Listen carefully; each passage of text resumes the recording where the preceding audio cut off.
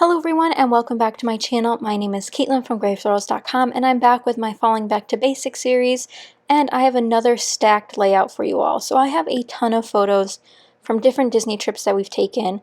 This is the first time we ever went to Flower and Garden Festival, and this was in 2016, and it was very cold. We're wearing jeans and jackets, which is insane to think about now that I live in Florida and it's so hot. It's hard to think that those cold times will eventually come. But I'm going to be using my How to Kill a Kit with Style October kit, which, guys, I'm absolutely in love with. Like I mentioned in my last process video, I have tons of layouts I've already made with it, and I'm busy editing those for here and over on my Patreon, where I'm doing more exclusive process videos over there this month. But today I'm using both papers from my initial kit, which is this beautiful Cartabella floral kit. It's absolutely beautiful, the Flower Market. So gorgeous. If you guys have not seen this paper, I'm so glad I have it. It is beyond beautiful.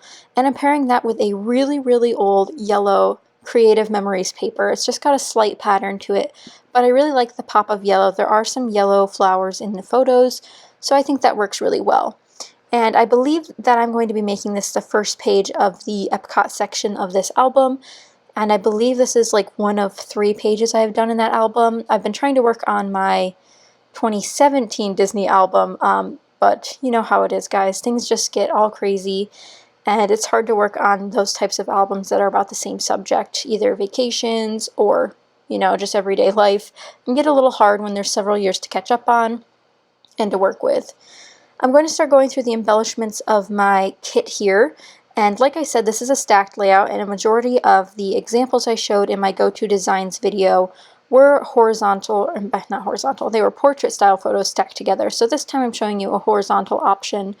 I believe when Janet did this series, her Go-To Designs, she calls this Happy Horizontal, but I considered it part of the stacked design. That's just the way I think of it, and like I mentioned in the Go-To Designs video, there are several ways to classify all sorts of layout designs. What I really like about doing these ones in particular is that I usually only have 2 embellishment clusters, which I know a lot of people talk about having 3, but I'm sometimes just do 2, and I think it balances quite well, and you'll be able to see that grow out here. Now, this is a relatively short process video. It is sped up 4 times, but as you can see, I'm just doing some paper layering with all of my papers from this kit. I have that green gingham, that yellow, and then I cut this black and white stripe to get some little borders.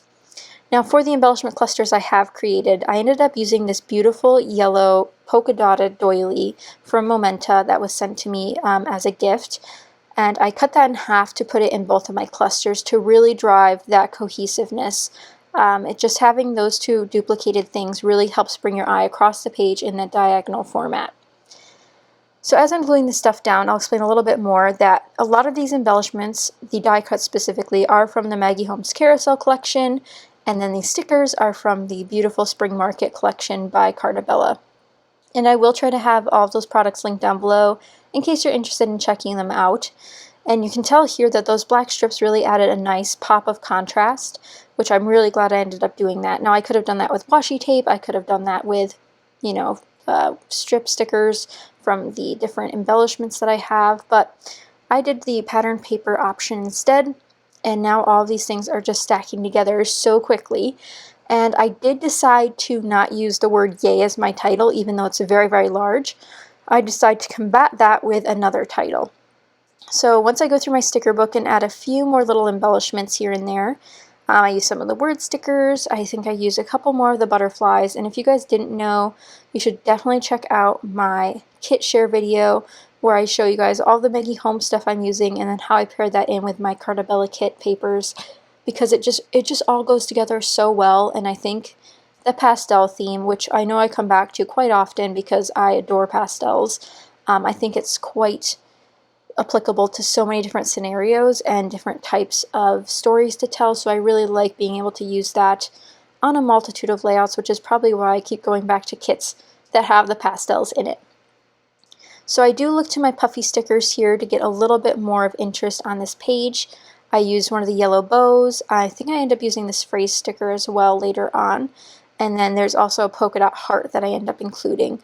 But I really like how the puffy sticker gives the layout something a little bit more dimensional, because it was definitely needing something that was a bit more dimensional than all these flat pieces like the stickers or the die cuts.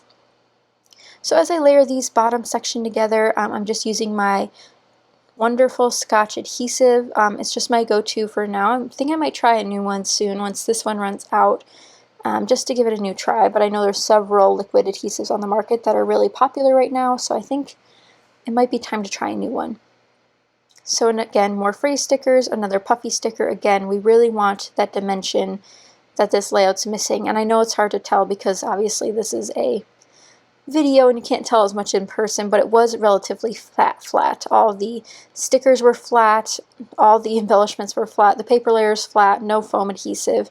But here I pair a butterfly puffy sticker with a regular cardstock sticker from the sticker book of the same butterfly but different sizes, and I pair those together on here, which I think adds a lot of interest.